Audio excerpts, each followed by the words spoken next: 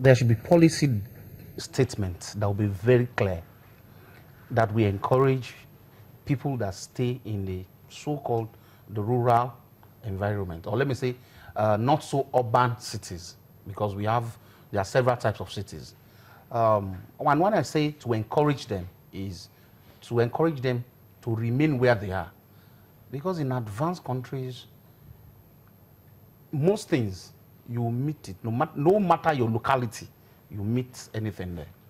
If you talk about countries like America, if you go to the most remote cities in the US, the shirt you buy in New York is available for you in any city at the same price, if not at a cheaper price. So government needs to try as much as possible to work on getting modalities of how that is working elsewhere, and we introduce it here. Now we all have GSMs, phones. All our phones work in even the riverine area, they work. That means once you provide things like phone, television, DSTV, basic amenities that people feel that, oh, you need electricity for that. No. See, something about electricity is, let me say, the first project Nigerians will work on is electricity.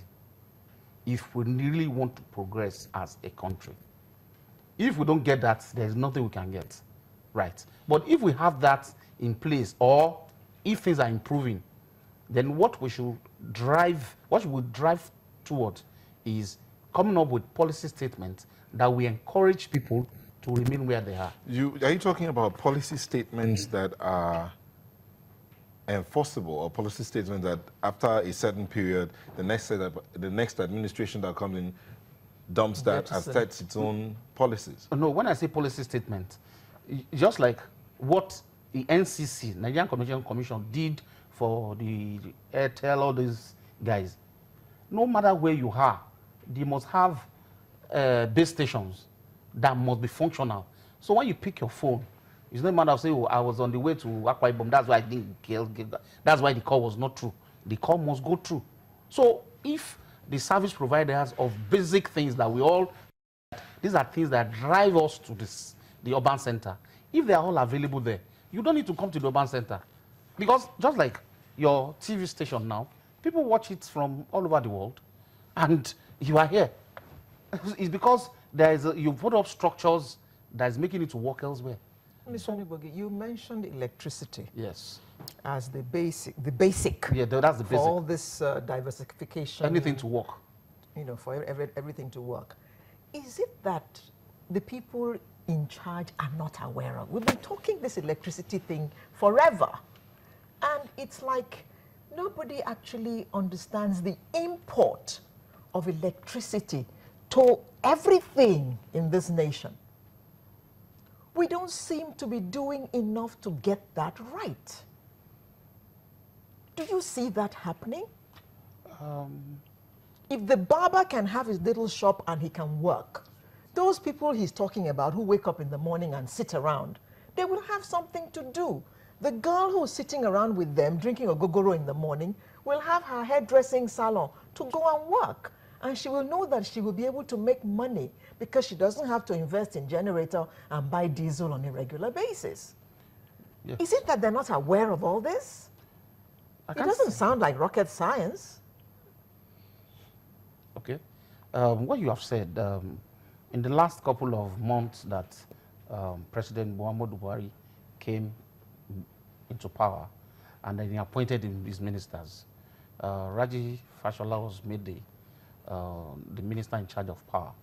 And from what we have seen that he's doing, is trying his possible best. What I know, or what I feel is happening, is there's a lot of sabotage that is happening. Because if in the last couple of years, in the last 16 years of PDP rule up till now, I don't think what we have added to our national grid, I doubt if it's more than 2,000 megawatts. So what it shows, and we have a country of 170 million people. Countries that have 40 million people, they generate 25,000 megawatts. And a country of 170 million people, we are generating less than 5,000. But if we can do something like, because what I know is that we cannot go from 5 and say we'll just do 20. It's not possible. Because one of the things that we have is most of our equipment we need to revamp and probably reward fresh contracts. But what we have seen in the past, in Nigeria, contract will be awarded and nothing will be done. And then they need to encourage private and public partnership. Let people come into the generation itself, not just the distribution that this goes. Let people come to the generation. But that side has also been privatized. Yes, I'm not doing. When you encourage, you see, there's a way you encourage people. When you privatize things and you don't give them tax holiday, there'll be a lot of incentives to make people come and say, yo, I'm going to sweat my equity and risk, because the risk. This is a country whereby all policies that work elsewhere in Nigeria it will fail. No, Mr. Onibogi, if you say we have investors in the generation sector, yes, of the power, in the generation part of the power sector. But the question is the transmission part, because even if they increase generation, the equipment or the infrastructure to transmit, has it been improved? I said we have obsolete equipment. What you need to transmit on is, you are going to transmit using those what we call the layman, the wires. That's how you transmit on. If they are obsolete, they are weak. If you are transmitting 20, because it's weak, by the time it gets to the other end, probably it's only 5 that is discharging. So we need a total revamp, and that can only be done gradually. Gradually? Yes, that's it. They don't have money to do all this you're talking about. Okay. Isn't that why there's now a 45% increase in electricity tariff? That was the reason they gave. That was the reason that was given. I mean, if you buy a business and you don't have money to run the business, then you drop it. How does that become the customer's problem? Yes, to me, if you go into an enterprise and it's like, oh, there are things that you never knew would happen, and it's happening, that means you are not really worth your honey on for going. Okay. You didn't do your due diligence, and that is your headache, yes, not the customer's headache. Yes, that's the truth. Okay, Mr. Wani, since we brought up this power sector, let's stay here for a bit, because a lot of people will say power is the underlying factor across board. And I believe so.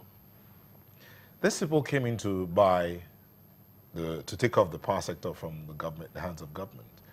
According to them, they did their due diligence, but they were not allowed to inspect, to look at the infrastructure on ground by labor and government disagreement. So they were not allowed to.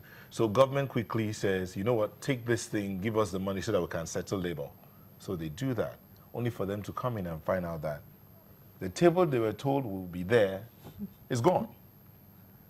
Or has no legs. And from what Mr. Onibogi says, they should let go and leave. Do you think that's a good way to go about it? Will they get their money back? For power, it's a very interesting sector in Nigeria. And we believe strongly that if we can get our power right, a lot of things will fall into place. Will fall into place, both at the household level, government level, and especially the the business level.